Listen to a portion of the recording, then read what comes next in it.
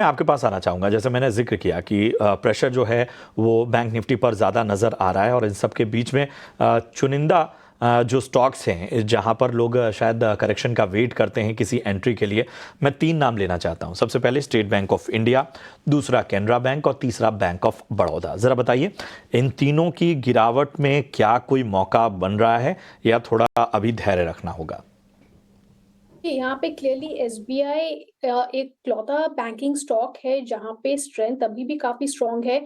बहुत समय तक एसबीआई अंडर परफॉर्म कर रहा था, फाइनली 800 के ऊपर दोबारा उसने एक रेंज ब्रेकआउट दिया था, तो मुझे लगता है कोई भी डिप नजर आते टुवर्ड्स 800 के करीब वहां पे एक री एंट्री पॉइंट बनेगा जहां से थोड़ा सा बाय कर सकते हैं, अक्यूमुलेट कर सकते हैं। अगेन टुवर्ड्स 860 880 लेवल्स टेस्ट कर सकता है। यहाँ पे शॉर्ट टर्म मूविंग एवरेजेस पे 10-20 ईएमए का यहाँ पे सपोर्ट बन रहा है, तो मुझे लगता है होल्ड कर सकते हैं इसको थोड़ा सा। और अगर 800 के पास दोबारा नजर आता है तो वहां पे एवरेज आउट कर सकते हैं, 780 स्टॉप लॉस के साथ इसको होल्ड कर सकते हैं। कोई गिरावट आपको नज़र आती है तो यहाँ पर आपको ख़रीदारी करने की सलाह है। और अमोल, मैं आपके पास आना चाहूँगा। आप बताइए कि बैंकिंग स्टॉक्स पर आपका नज़रिया क्या है और इसके साथ ही ज़रा सबसे पहले जेएसडब्ल्यू इंफ्रा पर राय दीजिए। कैसा लग रहा है ये स्टॉक आपको? क्या रणनीति लेकर आगे चलना चाहिए?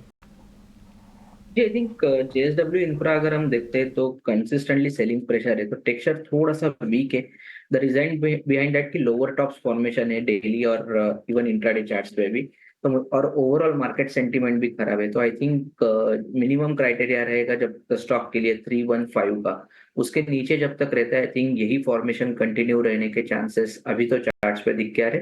सपोर्ट्स की अगर हम बात करते हैं तो आई थिंक 300 और 295, ये दो क्रूशियल सपोर्ट्स लेवल निकल के आ रहे हैं। ओवरऑल लग रहा है कि स्टॉक एक सीमित दायरे में ही चल सकता है।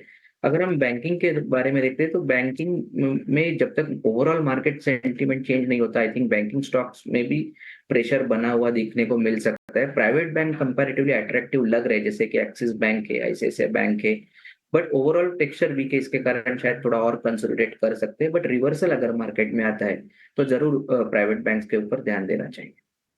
बिल्कुल, तो बाजार में अगर रिवर्सल आता है तो प्राइवेट सेक्टर बैंकों पर आपको अपनी नज़र रखनी चाहिए, लेकिन इसके अलावा आईटी सेक्टर में याद रखें, जब से ट्रम्प की जीत हुई है डिस्क्रिशनरी स्पेंडिंग आईटी में बढ़ सकता है और इसी के चलते आईटी सेक्टर पिछले हफ्ते भी सबसे बड़ा सेक्टोरल गेनर था। कल वो ट्रेंड कंटिन्यू हुआ और आज भी बाजार में गिरावट है, उसके बावजूद आईटी सेक्टर हरे निशान में कारोबार कर रहा है।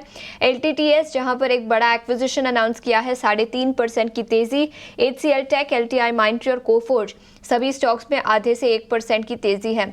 सोनी, क्या नजरिया रहेगा आईटी सेक्टर पर और एलटीटीएस, एचसीएल टेक, इन दोनों स्टॉक्स पर भी राय दीजिए।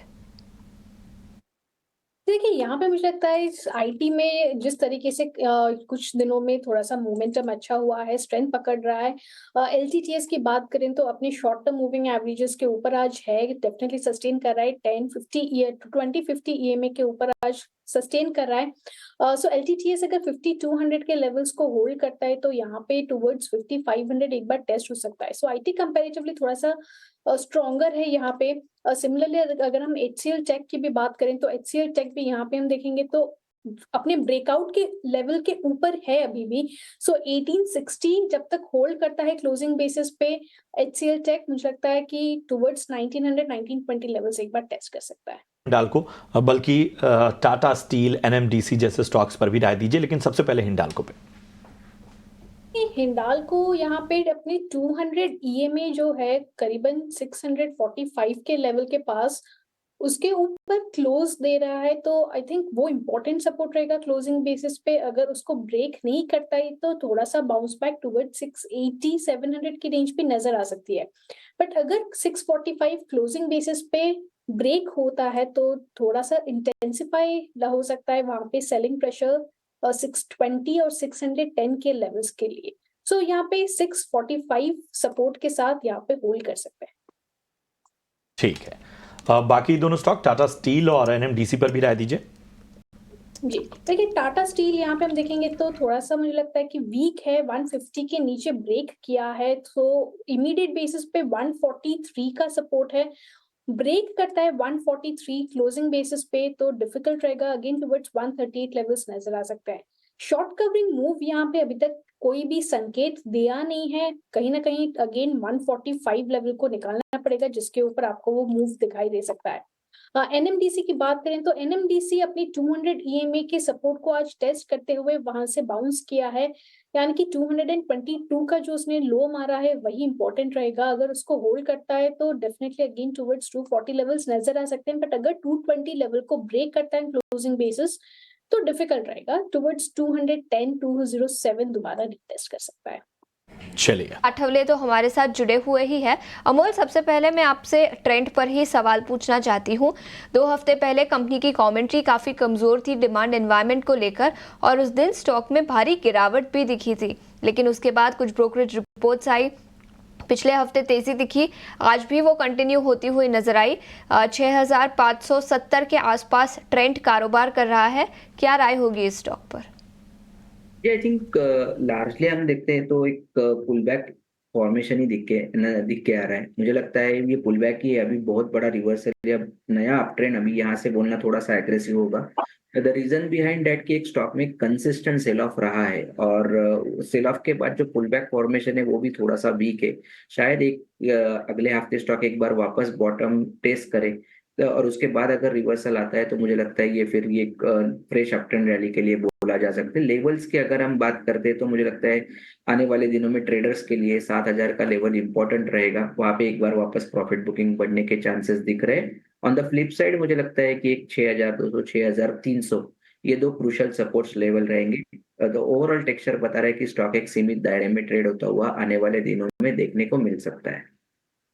स्टॉक में कारोबार दिखाई दे सकता है, लेकिन इस बीच Hyundai के नतीजे आ चुके हैं। याद रखें, हाल ही में लिस्ट हुई थी कंपनी, और नतीजे काफ़ी कमज़ोर रहे हैं, जिसके चलते इंट्राडे बेसिस पर अगर आप चार्ट देखेंगे तो भारी गिरावट स्टॉक में दिखी है। 1.5% की गिरावट के साथ कारोबार।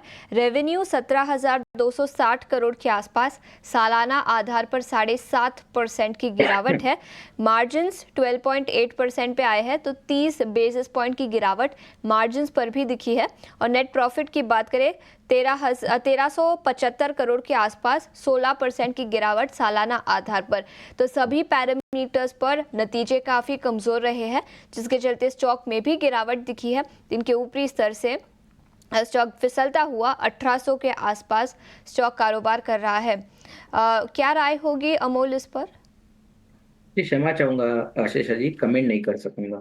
स्टॉक हाल ही में लिस्ट हुआ था, तो उसके चार्ट्स अवेलेबल नहीं होंगे, लेकिन नतीजे काफ़ी कमज़ोर, जिसके चलते 2.5% की गिरावट यहाँ पर दिखी है।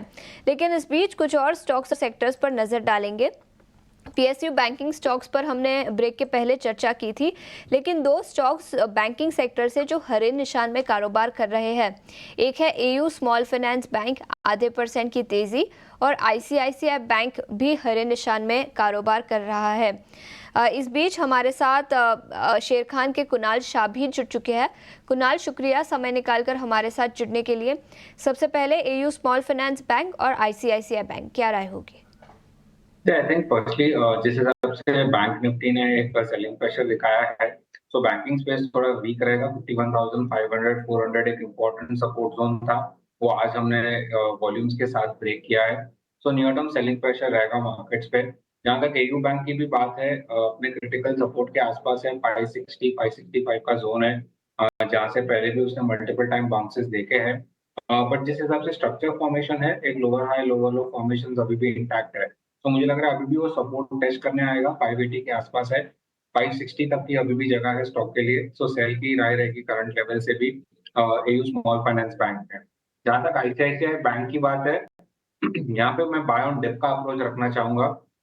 आईसीआईसीआई बैंक ने हाई लेवल से रिजेक्शन देखा है, बट लोअर एंड पे सपोर्ट भी काफी स्ट्रॉन्ग है। सो 1240 का जो जोन है वो एक स्ट्रॉन्ग सपोर्ट जोन बन जाता है स्टॉक के लिए। तो अगर आपको 1240 1250 के आसपास मिलता है तो आई थिंक एक आइडियल अपॉर्चुनिटी रहेगी बाय करने के लिए। वहां से वापस स्टॉक एक रिकवरी दिखा सकता है 1300 के लेवल्स तक। ठीक, तो ये राय इस वक्त एयू स्मॉल फाइनेंस बैंक और आईसीआईसीआई बैंक पर आपको मिलती हुई।